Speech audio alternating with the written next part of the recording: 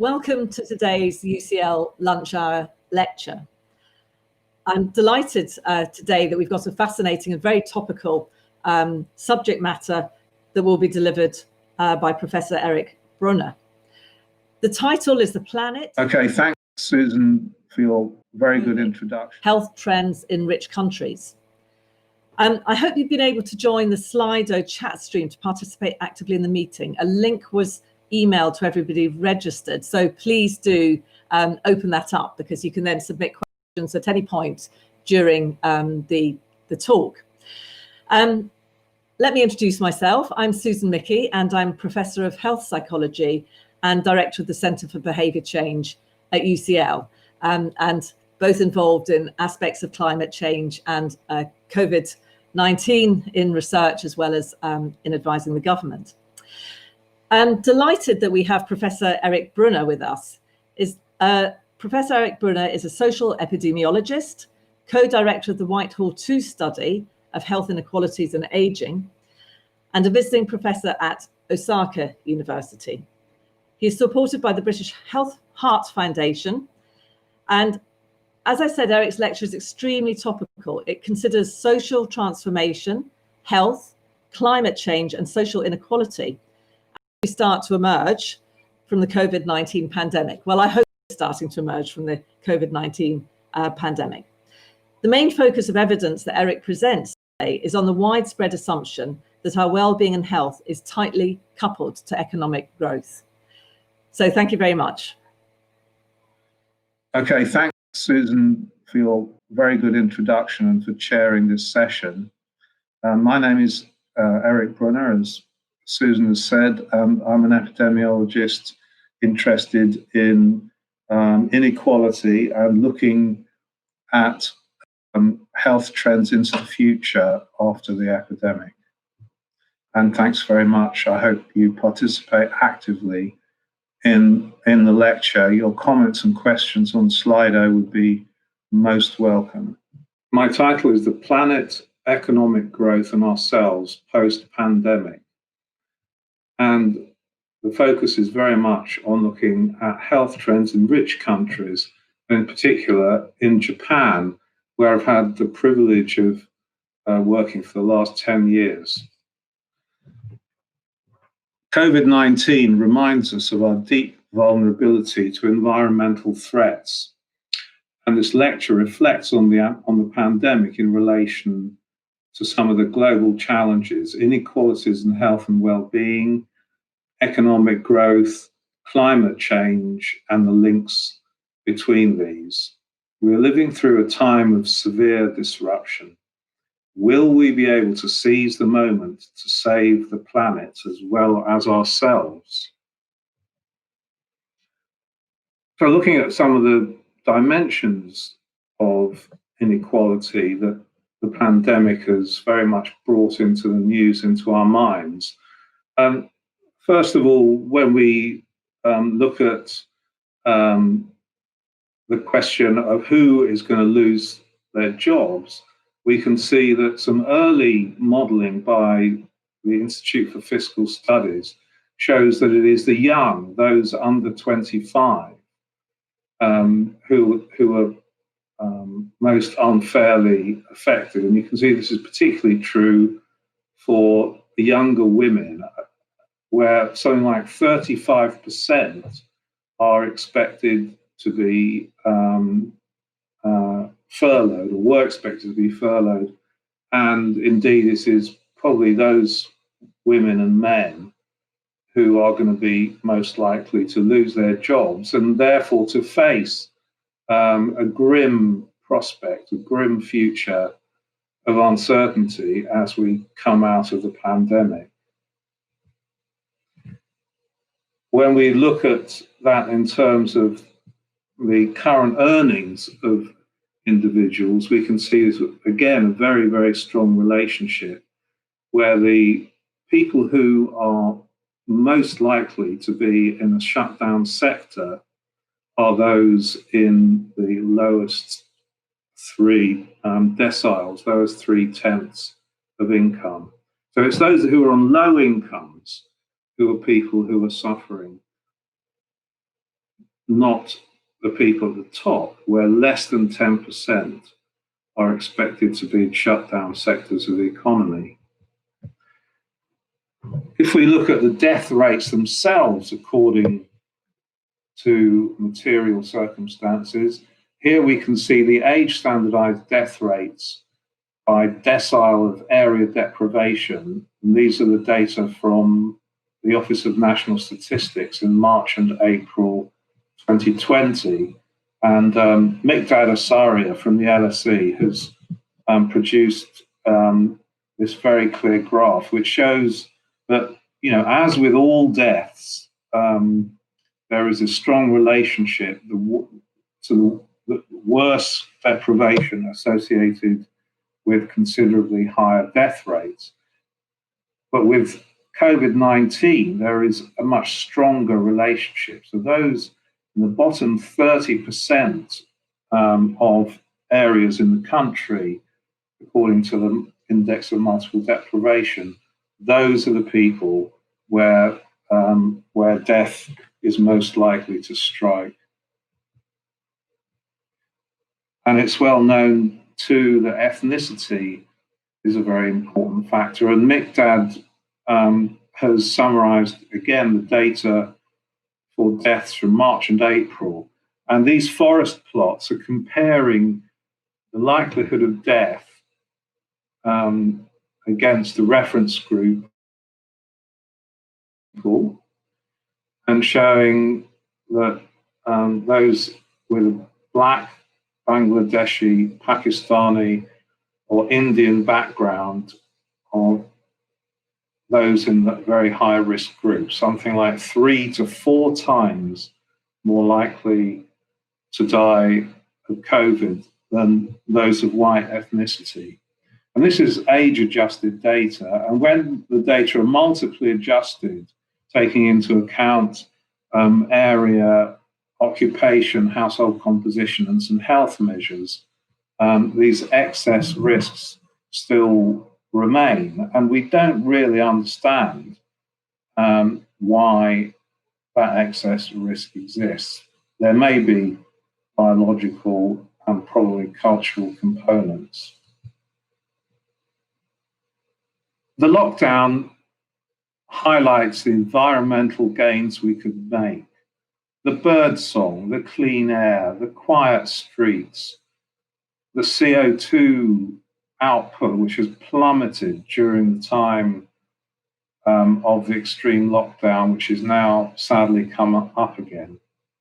The point is that this moment of disruption is one where we can perhaps find ways to decarbonize our economy. We've already heard a lot about the air industry, airports and so on, oil, etc. We decarbonize our economy, or we see a future which is pretty grim. Desertification on a wide scale, resource wars, wars on the grounds of water supply, food, and so on, mass human migration, some models suggesting that as many as 3 billion people will be displaced because their traditional locations have become uninhabitable. Ice sheets melting, and as a result, sea level rising. Many cities, including London, submerged beneath the rising waves. So COVID is a shocking and disruptive force, but behind it, it seems to me, and I'm sure many of you will share this view, that climate change is something which governments have not tackled sufficiently urgently, and now is a moment when we can take stock again and think about the issue of growth. And there's no doubt that there will be an economic resurgence, because the lockdown was a very artificial way of depressing the economy. The question is, what in the medium to long term will be the nature of that economic resurgence? Will it be business as usual? Will it be green growth, where the need for green technology stimulates economies?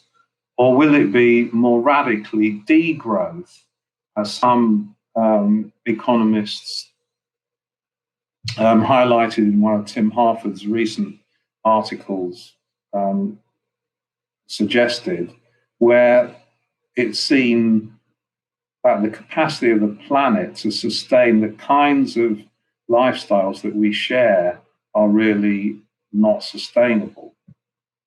And the idea of degrowth really is to say we need to reset the kind of economic activity that we have so that the Earth's capacity, as shown in the graph at the bottom, is not exceeded by our reliance on fossil fuels, on the production of carbon dioxide. And the key point about degrowth is that it is not a hair shirt philosophy. It's a philosophy that says we need to reframe the idea of prosperity, the idea of well-being. The difficulty, if we go back into the post-Second World War period, is that there has been a very sustained ideology which links together economics, well-being, and health. And it was keen to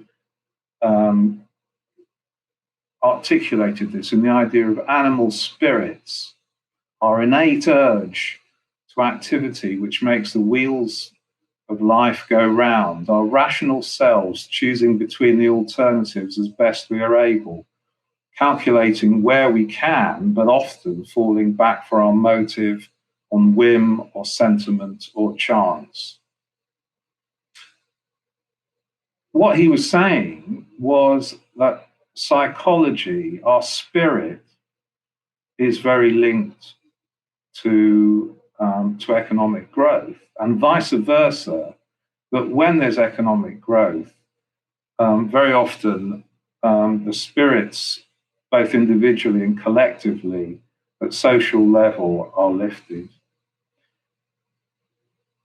This then suggests that it may be really rather difficult to contemplate a life without economic growth as a way of life that will promote the health of us all. So this post-growth, post-pandemic question can be put in the following ways. How tight is the link between economic growth, human health, and well-being? In other words, can we have our planet and our health? Can we ditch the orthodoxy that our well-being depends on economic growth? So one of the best populations to look at this question is Japan. There's a natural experiment that went on between 1992 and 2013 when the Japanese economy went through a period of long economic stagnation. And the question is, did that lead to poorer health and greater health inequality? And we can see just how dramatic those two periods of economic activity in Japan have been. From 1949 until 1992, you can see the exponential growth in the Nikkei stock exchange index. After that, the index went back down to the level that it was around 1980. In terms of economic growth, we can see on the left that around the 1960s and 70s, that growth in Japan sometimes exceeded 10% per year, the kind of level that we're seeing in China at the moment, much higher than in the UK and the USA. But since then, there's been a downward trend, And in the study period that we're thinking of, which is highlighted in grey between 92 and 2013, you can see that the average annual growth in Japan was 0.9% compared to over 2% in the UK and the USA. So here we have this natural experiment which allows us to look at the impact of this stagnant period on health and health inequality in Japan. And this is the data that I'm going to show you now. So first of all, we will take a look at the all-cause mortality rate trends. This is the hardest, most reliable and least biased data. We're looking here at a graph showing the trends in mortality between 1979 and 2016. And it's age standardized, which means that we can compare both the countries and we can compare the rates across time as these societies age. And you can see for Japan that, first of all, Japan has got this has got the lowest all-cause mortality rate, and that corresponds, of course, to its very high life expectancy. But when we compare the period before 1992, we can see that with the period afterwards, the trend continues. There is no slowing down of the downward trend in the Japanese all-cause mortality rate. This is interesting, particularly because it extends right up to 2016, whereas we can see that for the USA and for the UK, that the mortality rate trend after 2010 started to flatten out. And this is the effect that Angus Deaton and Anne Case have called the deaths of despair. These are the people left behind in the USA and the UK who use drugs and abuse other substances, who commit suicide, and so on. And that is not a necessary feature of depression, of economic depression, as Japan and indeed France demonstrates. And we can see there with South Korea that they are steaming away. Their mortality rate is going down even faster than those other countries. When we look at the public health important causes of death,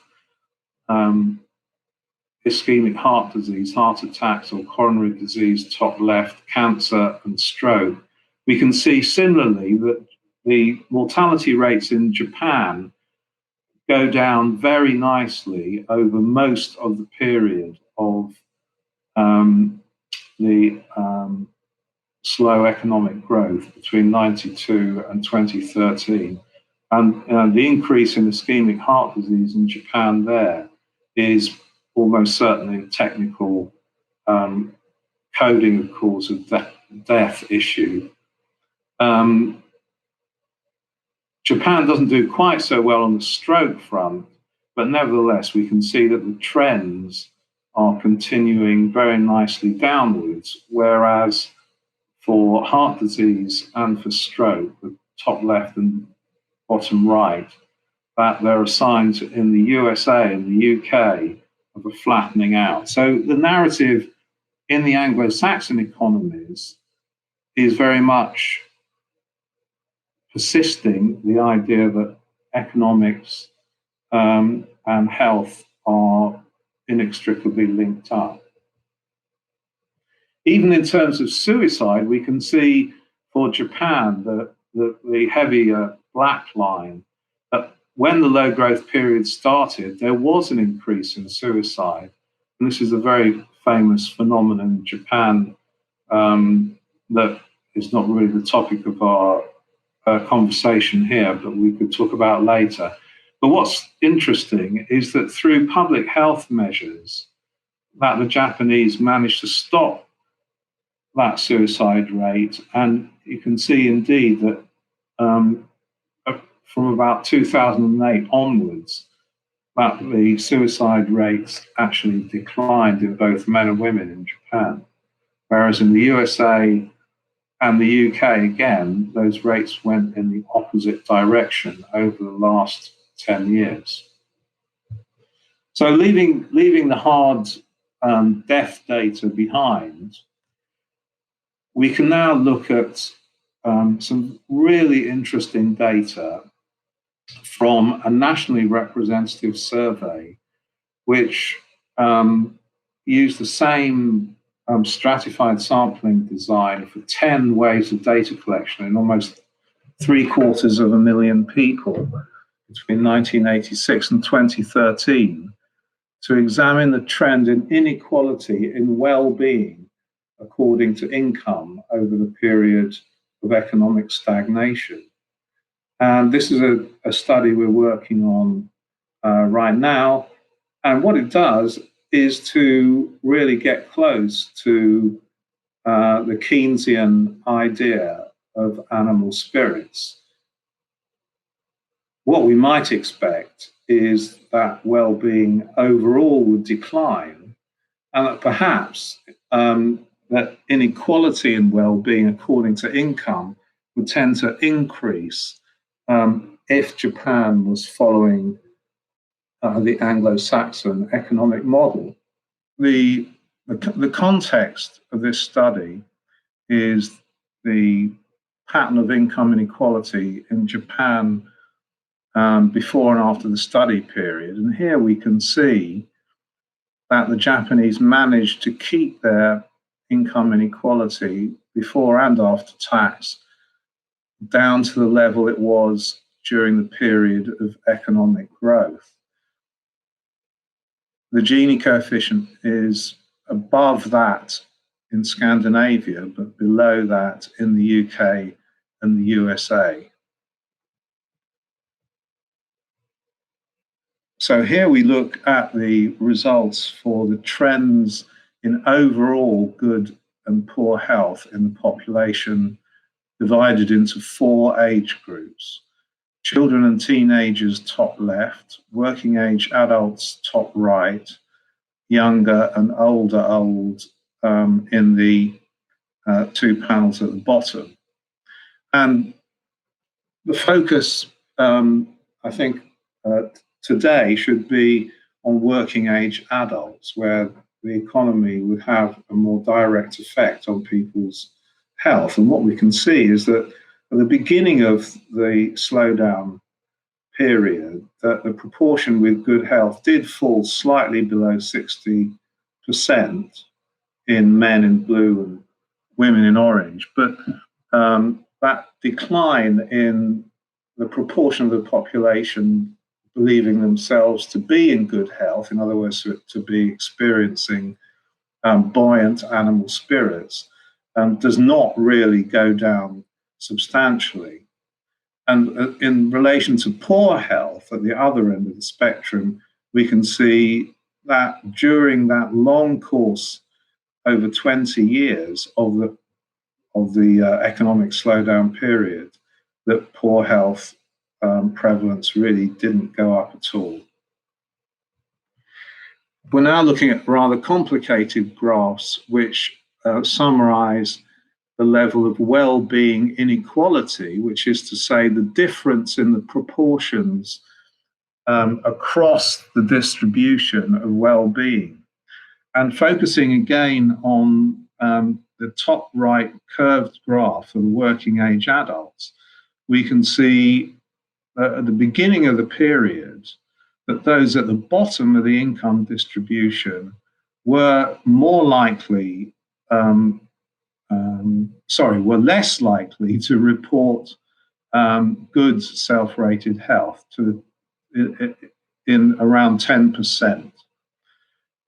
That's a difference, but it's not very large. And over the course of the economic slowdown, you can see that there was a shrinking of the inequality going towards zero, and then a slight expansion. But the changes are really not very great at all. So here is some data that does really directly address the question of whether the economic stagnation in Japan led to poorer health and health inequality. And my summary is pretty optimistic. During the 20 years of the economic stagnation, income inequality was modest and stable. Headline health statistics continued to improve. That's the mortality rates. And overall, levels of well-being remained similar to those during the miracle growth period before 1992. In terms of inequality in well-being, according to income, inequality was in fact broadly stable. So then you may ask, well, these are all very good statistics. How did Japan manage its COVID-19 epidemic?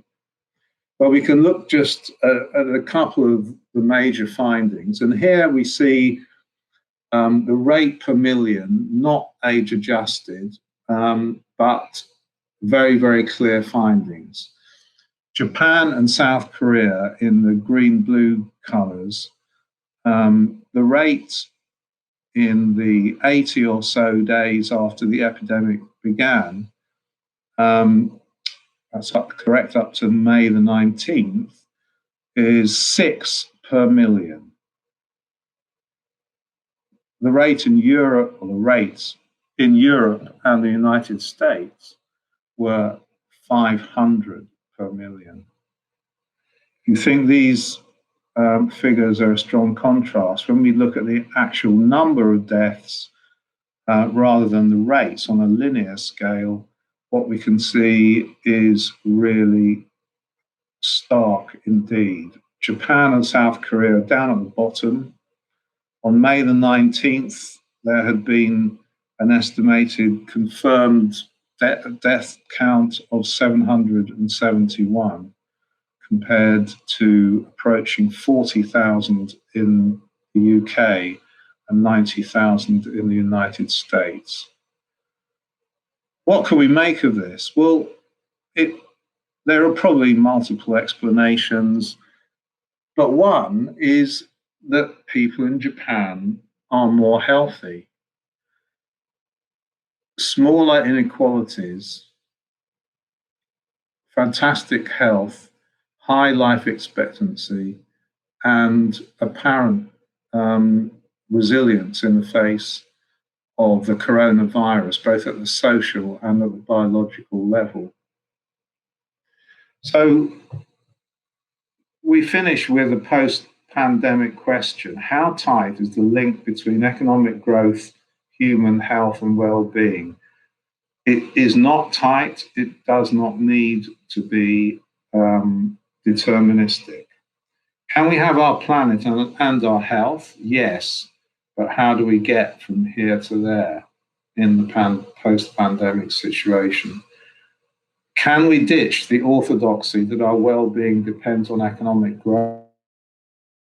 Difficult, but yes, we must. Thank you. Thank you very much. That was a fascinating and very important lecture, because it really goes to the heart of what we need to think about and address going forward. Can I remind everybody that we're taking questions via Slido. So you should have the link to that with the information you received on this lecture, and just type away and I will be able to see them and read them out for Professor Brunner to answer. So great, we have them coming in already.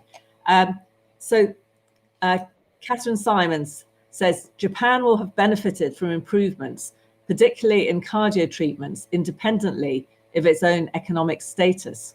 How much is this factored in?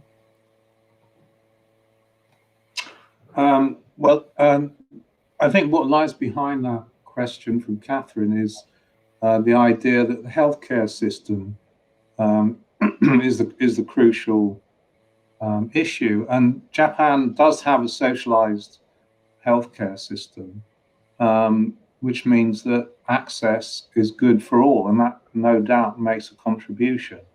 But I think we have to look, as public health people put it, more upstream at the way the society and the culture is organized. And one of the aspects of Japanese culture is a kind of East Asian idea that people work collectively together to achieve common goals. And in the post-war situation, that was very much the case, that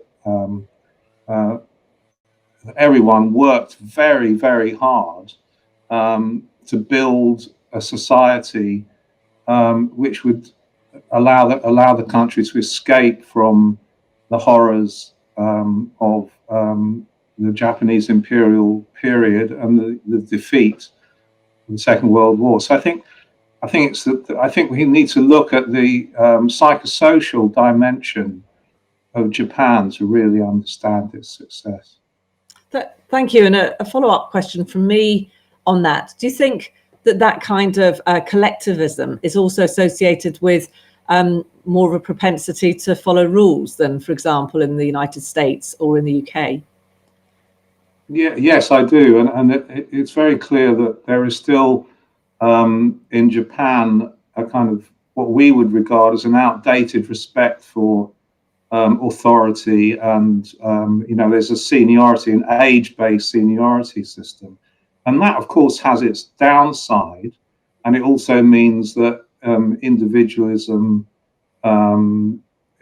is somewhat less, and probably the creativity is correspondingly reduced. But I think what's interesting is that there's quite often a tendency to suggest there's a huge difference between Asian culture and European culture. And yet when we look at the last 10 weeks, what we can see is that that Europeans are pretty good at obeying rules when they can see that it's in their interest. Yep, and we definitely have seen that, and long may it last, given the situation we're in at the moment. Now we have a big picture question here from Jill. How can the benefits of a low economic growth, low sustainable economic growth, and well-being, health, biodiversity be shown to people in a truly persuasive way? And she follows up with carrots versus sticks. Yes, well, I guess that is the $64 trillion question, the 7.5 billion people question. My lecture has been somewhat fanciful in suggesting that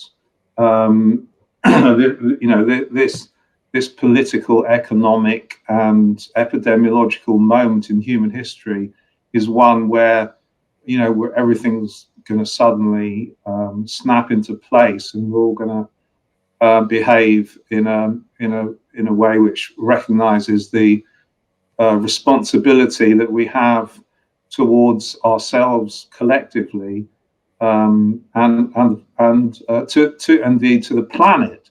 I wish it were going to come to pass, but the fact is that something like 25% of the world's population, basically the members of OECD countries, are living in general an unsustainable lifestyle in terms of consumption of energy and resources.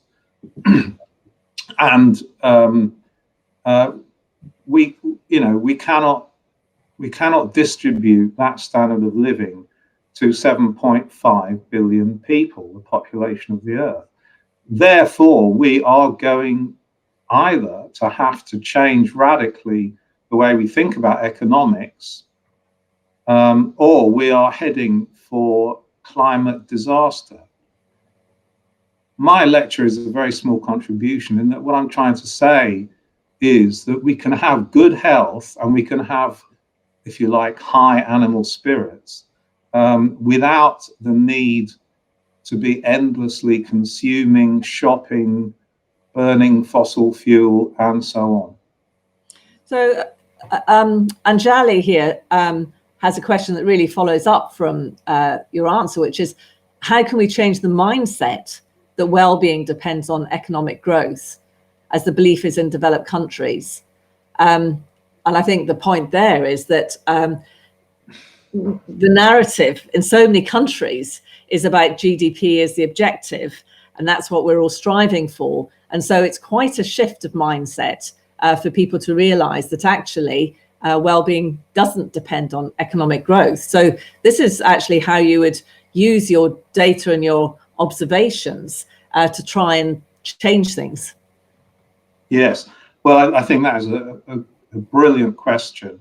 And I think that one of the key actions that needs to take place is for the economic consequences of the pandemic to be shouldered by the wealthier people, the people with, people who are doing very well at the moment, and by the corporations. And that, to me, is the key step. That there has to be a real. We have to walk the talk in terms of our collective political behaviour, and I think that is that's a fundamental. That's the sine qua non. That is what needs to happen, and if it doesn't happen, then no one is going to believe that real change is taking place.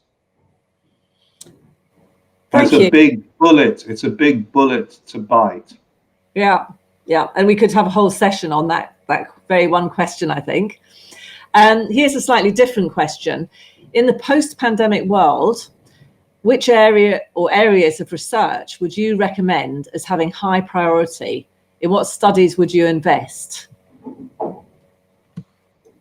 Big question.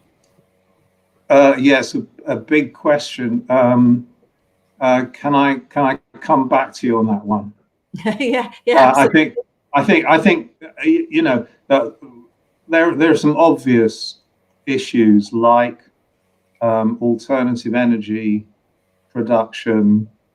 What are the fundamentals of our society that we've come to recognize in the last few weeks? Things like education, care, social care, healthcare.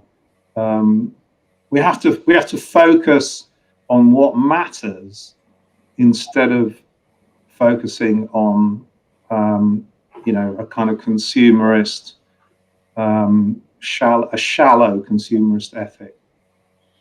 Yeah. And this next question, I'm not sure if this is referring to short term in terms of the pandemic or long term forever, given that actually as the environment is slowly being destroyed, the chance of pandemics are getting increasingly higher. The question is, if the link between economic growth and well-being is so loose, would you support further sustained economic and lifestyle restrictions to keep infection rates low?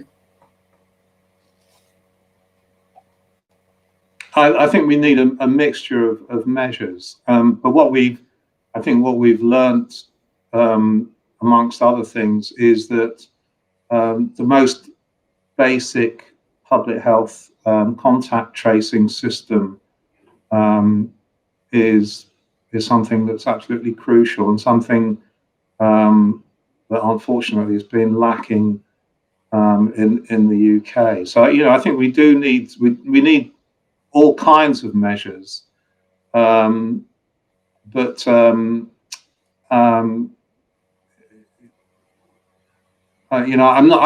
not sure that this is the crucial long-term dynamic. This relationship between economic growth and the pandemic, because rich countries have handled this situation in very diverse ways. Yeah, and And this is a question now bringing in third world countries. Japan was or is an economic powerhouse. How does economic growth, human health, and social well-being, how they compared with third world countries? The result might be the opposite. Yes, I think this is a very broad question which raises a host of issues. But the crucial point is, yes, Japan was and in many ways continues to be an economic powerhouse, and it's because they've got a high standard of living that perhaps they've been able to have such amazing headline health statistics. We can see what we saw in those graphs, that the decline in the mortality rate in South Korea was even faster than that in Japan. And of course, in South Korea, they had a massive economic growth period while Japan was stagnating. And we do not know what would have happened in Japan if Japan had continued to grow in the way that it had done in the second part of the 20th century.